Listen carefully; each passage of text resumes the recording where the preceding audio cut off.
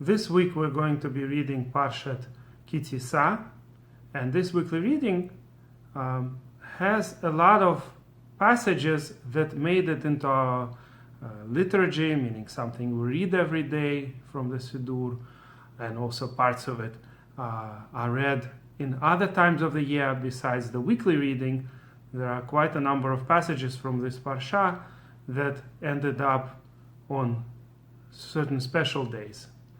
And I want to discuss all that right now.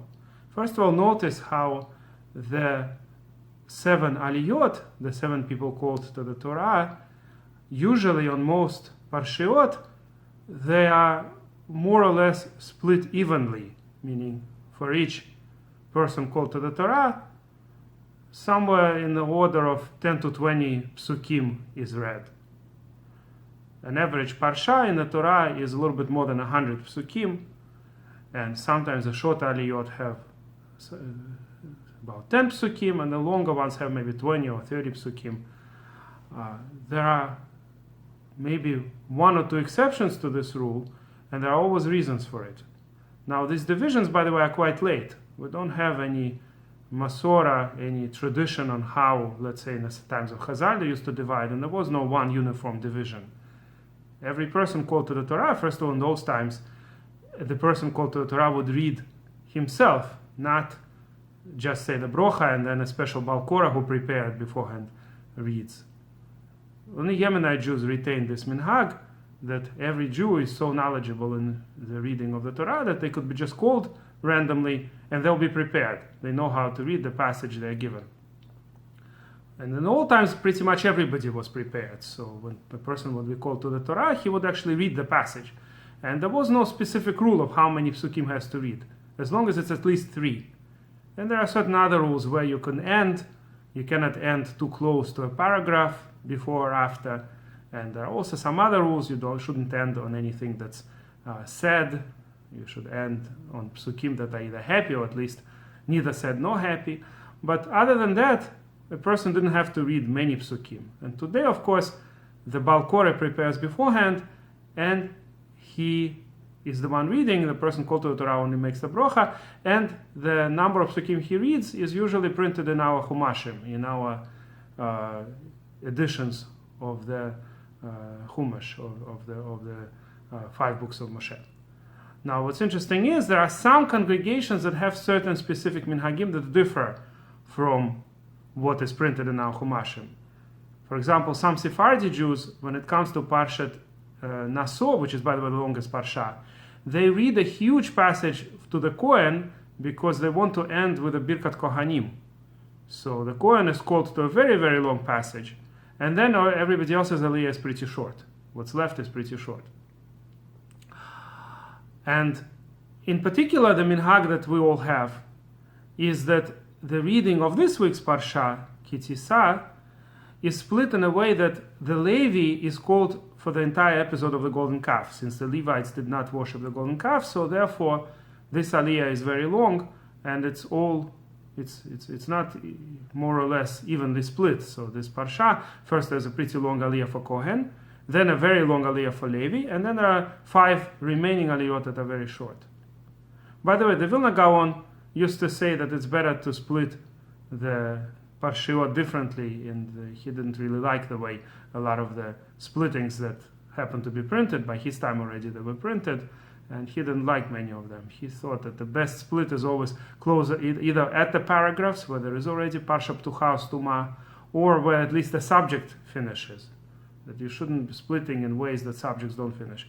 But this particular minhag that we have with regards to this parsha, Ki Tisa, I don't know if the Vilna Gaon argued with it, because it sounds like a great idea to read the parsha where the Levites were the ones who didn't sin with the golden calf, to read that parsha for the aliyah of the Levi.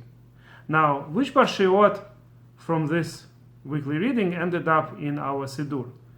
For example, we all read the Parshat of Ketoret, the reading that describes the incense, the nice smelling substances that were used in the temple. I discussed a little bit about it in a different shiur.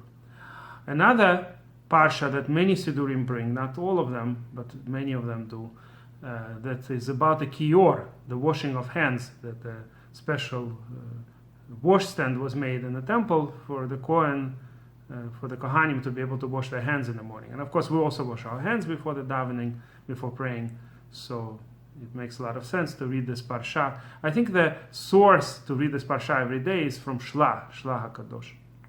There was a Mikubal, a Kabbalist who came from Europe and lived in Eretz Israel 500 years ago. His name was Rabbi Yeshaya Horovitz. So his book, Shlah Shnei Luchot HaBrit, became very famous, and he is called by his book, as in fact many other great sages are called by their book, Shlah HaKadosh, they call him Holy Shlah. Shnei Luchot HaBrit, that's the abbreviation, Shin Lamed Hei. What about the question of which parshiyot from this weekly reading do we read at other times? I think many people might remember that on the days of fasts, the Ta'anit, we read a passage from our parsha.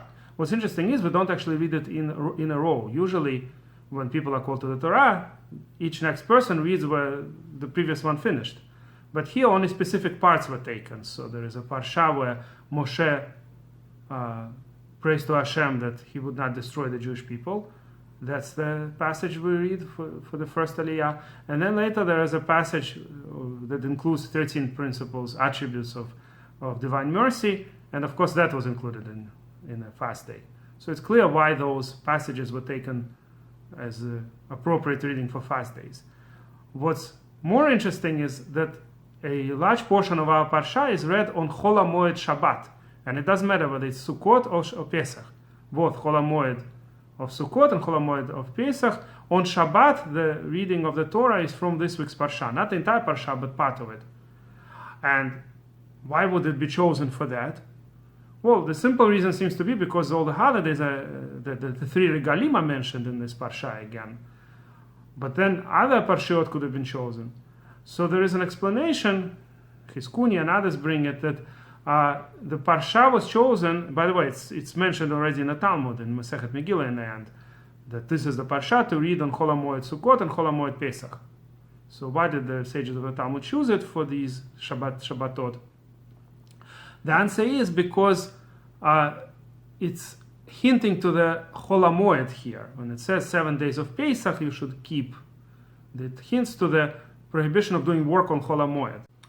In addition, the beginning of this week's parsha will be read soon before Adar Sheni, on the last Shabbat of Adar Rishon, 2 weeks from now. We'll be reading in Parshat Shekalim, the Parshat Ki Tisa, the very beginning, which talks about, of course, the gathering of Shekalim, which was done every year by the Jewish people, and they started gathering in Adar and continued until Nisan, so that for everything, for all the services in the temple starting Nisan, they would have enough Shekalim.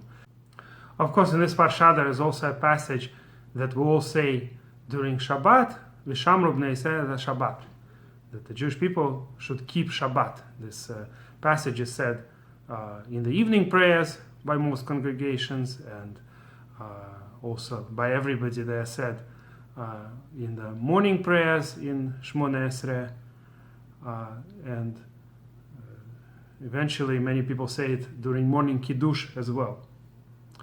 So a lot of passages from this week's Parsha are quite familiar, and on this I'm going to end. If you like this video, please press like and please subscribe to our channel.